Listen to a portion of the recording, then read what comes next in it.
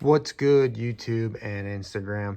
Today I got a super cool pair of shoes here. I had to make a video and show these off.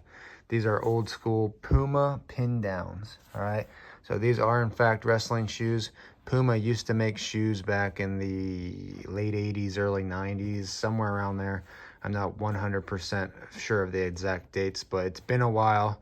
It's been a while since PUMA really came out. They actually did recently release a pair of shoes just earlier this year, just out of the blue. But other than that, PUMA hasn't had any wrestling shoes since the 90s. So here's an old school pair. Let's take a look at them. So we got the PUMA pin down. Got the PUMA logo there on the tongue.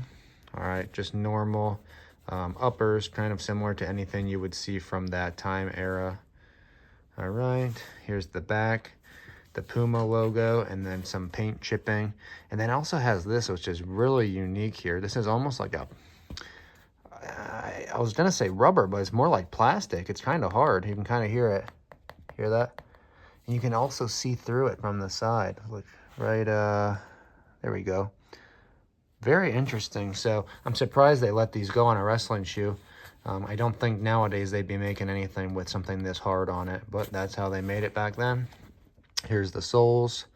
They got that like Onitsuka Tiger, Dan Gable, XEO type of sole. And the grip's still amazing on these. I can't believe how good it is for being this old. These soles honestly feel pretty like new. They even have these red circles that are pretty similar on the Tigers and XEOs and whatnot. All right, also got that PUMA logo there in the middle. All right, so these are just pretty awesome. I've never owned these, and you guys know how many shoes. Here's just a quick sneak peek there, but I also have a lot more in the closet, and I got more piled over here. But I have a lot of shoes, and you know, I sell a bunch, so and I've never had these, so that shows how rare these are. And I've been through at least 10,000 pairs, if not more, in my life of not me personally wearing them, but you know, buying, selling, trading, collecting, all that. Never saw these before. So these are, let me show you the insides too. I don't think I showed you that.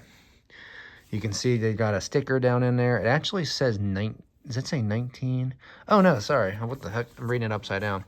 It shows 6.5 because these are size 6.5. All right, here's the tag. Somewhere. Where's it at? 6.5, if you can read that. All right, made in Taiwan. Sorry, it's hard for me to do the camera and do that. 6.5, okay? But I do want to say, these do not fit like 6.5 at all. Here's a 6.5 right here. I'll show you the tag on these.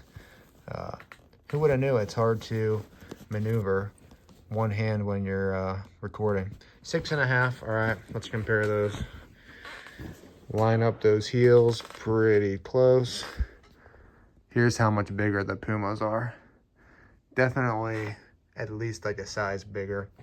All right, they are noticeably bigger than these. All right, so here's a 7.5. 7.5 in combats. All right, you guys know combats pretty well. Most people have had combats. You can see the Pumas are still even, I would say, a tad longer.